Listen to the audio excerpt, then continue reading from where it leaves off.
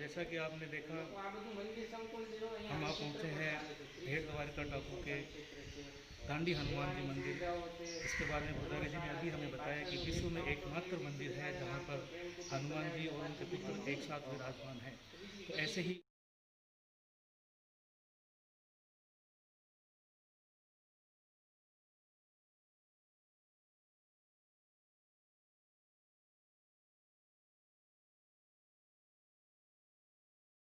अरे इसका 2.5 किलो वजन है, पानी में तैरता है।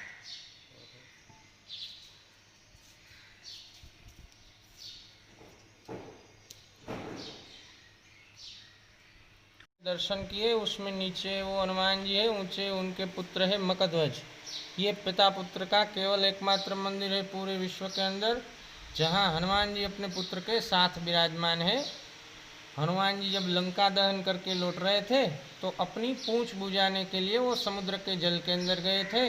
उस वक्त उसकी पसीने की एक बूंद समुद्र के जल के अंदर गिरी। वो बूंद मगरमच्छ की मगरी ने निगल ली, तो इनके प्रभाव से हनुमान जी के ये पुत्र मकध्वज जी का जन्म हुआ था। किंतु उस वक्त पिता पुत्र एक दूसरे को जानते नहीं थे। रामायण काल में पाताल लोक का राजा अहिरावण राम जी और लक्ष्मण जी को बंदी बनाकर बलि देने के लिए पाताल ले गया। तो हनुमान जी ने राम लक्ष्मण की खोज में पूरी पृथ्वी की परिक्रमा की पाताल द्वार ढूंढने के लिए। तो ढूंढते ढूंढते इस जगह इस स्थल पर आकर हनुमान जी को पाताल द्वार मिला था। ऐसा माना जाता है कि पाताल जाने का रास्ता आज भी इसी भूमि पर मौजूद है। हनुमान जी ने पाताल द्वार पर आकर देखा तो द्वारपाल के रूप में उनके बेटे मकरध्वज खड़े थे। पिता पुत्र एक दूसरे को जानते नहीं थे। तो जैसे ही हनुमान जी ने पाताल में प्रवेश किया, दोनों के बीच भीषण युद्ध हुआ। युद्ध चल रहा था, उसी दौरान मकध्वज जी की माता आ गई। उन्होंने हनुमान जी से कहा कि प्रभु, आप ये किससे युद्ध कर रहे हैं, ये तो आपका पुत्र है। तो इस प्रकार पिता पुत्र का युद्ध भी इसी भूमि पर हुआ, उनका मिलन भी इसी स्थल पर हुआ। फिर आपने कभी संकट मोचन का पाठ किया हो तो उसकी 7वीं कड़ी इस मंदिर का हिस्सा है कि जाय सहाय भयो वही रावण सैन्य समेत सहारो। जैसे ही मकध्वज जी को पता चला कि मेरे पिताजी हनुमान जी की सहायता की, उनको पाताल ले गए। फिर हनुमान जी ने पंचमुखी रूप धारण किया और अहिरावण महिरावण का सेना सहित संहार करके प्रभु श्री राम को बंदी से मुक्त करा के इसी भूमि से वापस ले गए। इस मंदिर की विशेषता यह है, हनुमान जी नीचे है, उनके बेटे ऊंचे हैं। उसके पीछे ऐसी मान्यता है कि कलयुग के दुष्प्रभाव के कारण हनुमान जी हर साल चावल के दाने जितने पाताल की ओर जा रहे हैं। ऐसा माना जाता है कि जब ये पूरी मूर्ति पाताल में चली जाएगी तो कलयुग का अंत होगा और सतयुग का प्रारंभ होगा। सभी मंदिरों में आपने देखा होगा कि हनुमान जी के पास शस्त्र के रूप में गदा होती है, किंतु यहाँ उसके पास ये मुग्दल का दंड है, इसीलिए ये दांडी वाले हनुमान जी कहलाते हैं। और हनुमान जी का मुखारविंद आप देखेंगे तो मानव मुख है।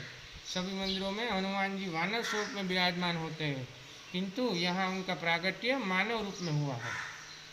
हनुमान जी और मकरध्वज जी की मूर्तियाँ स्वयंभू है।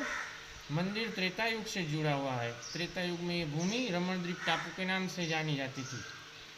मंदिर सुपारी की मन्नत के लिए भी काफ़ी सुप्रसिद्ध है।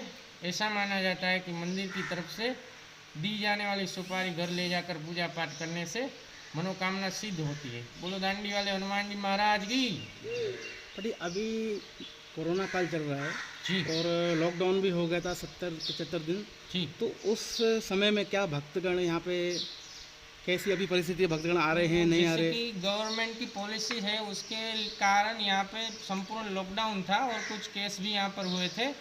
तो उसकी वजह से कोई पॉजिटिव पाए गए थे 3-4 लोग, तो उनकी वजह से पूरा लॉकडाउन था। तो यहाँ पे कंप्लीट क्लोज रखा हुआ था। तो लॉकडाउन के समय में किसी भी यात्री को आने की अनुमति नहीं थी, तो मंदिर बंद ही रहता रहा। अभी 8 तारीख से जैसे आप जानते खुला है, तो उसके बाद कुछ यात्री आना शुरू हुए हैं। तो अभी इतनी ज़्यादा भीड़ नहीं होती जितनी पहले रहती थी।